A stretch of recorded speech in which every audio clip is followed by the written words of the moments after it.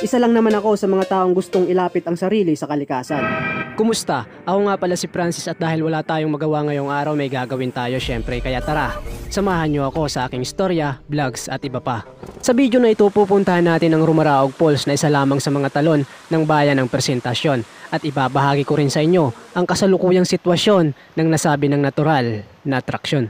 Ang bayan ng Presentasyon ay isang coastal municipality. Bukod sa tubig alat at magagandang dalampasigan, binubuo rin ito ng mga kabundukan na siyang nagbibigay ng magandang tanawin. At maliban dyan, ang mga talon na matatagpuan sa nasabi ng bayan ay ilan lamang sa mga natural na atraksyon na maaaring puntahan at lasapin ang ganda ng kalikasan.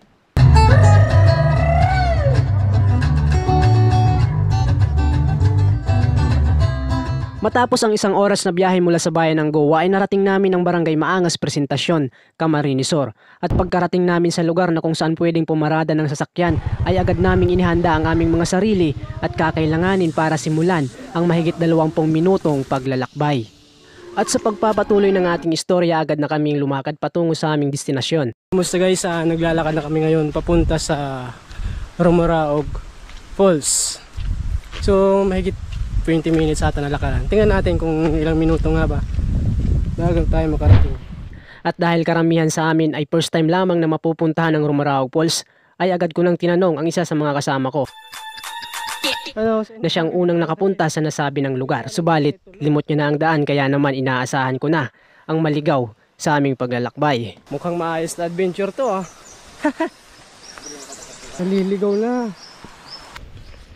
So yun, since first time na makarating dito walang guide, nagkaligaw-ligaw na guys. Ano Jay, nag-flashback na Jay?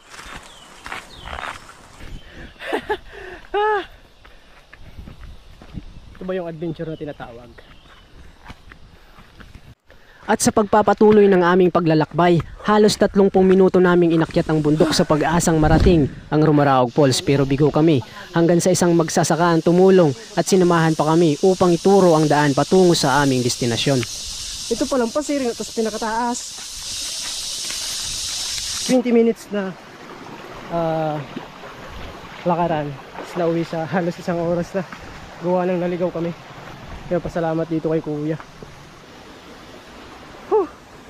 Ito lang pala kalapit yung Rumaraog Falls. Biruin mo yun, yung tuktok ng bundok na yun inakyat namin. Yan, dyan kami umakyat. So yun, ito lang pala.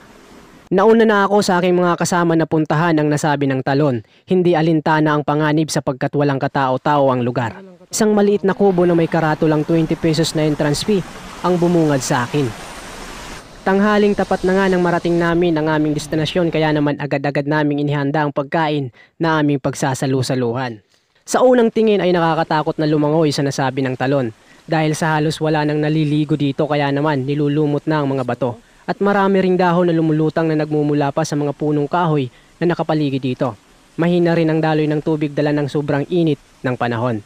At dito, hindi nga kami magtatampisaw sapagkat ang Rumaraog Falls ay isang series of waterfalls at ang tinatawag nilang fourth floor ang aming pupuntahan.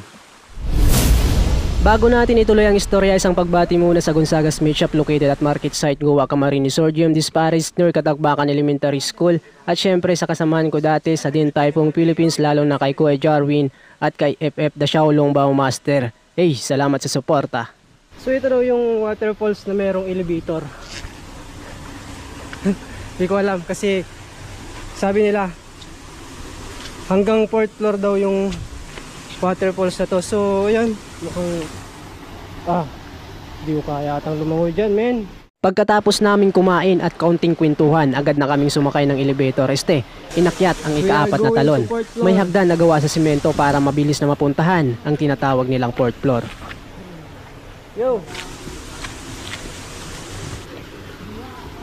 Pag mauranon, malinaw, pag mauranon. Pagkarating namin sa ikaapat na talon ay talaga namang mamamangha ka sa ganda nito. Presko ang paligid gawa ng napapaligiran nito ng mga punong kahoy.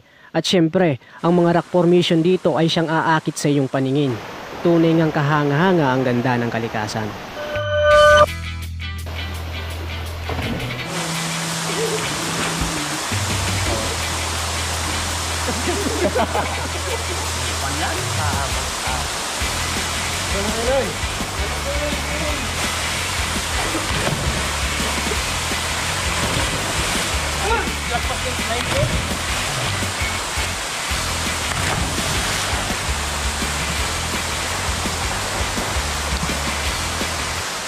Hindi man ako naakit sa unang talon. Sabi nga nila, appreciate and feel the nature dahil isa nga ako doon sa mga taong gustong ilapit ang sarili sa kalikasan. Mahigit 30 minuto lamang ang aming nilagi sa tinatawag nilang fourth floor ng Rumaraog Falls at ang alaala at saya sa lugar na ito ay mananatili sa pinakamataas na palapag ng aking istorya. At sa muli, ako si Francis na nagsasabing ang pinakamagandang destinasyon ay ang makarating tayo ng ligtas sa ating mga tahanan. Kaya naman, samahan niyo ako hanggang sa mga susunod na istorya, vlogs, at iba pa. Peace! Tapos mag-outing.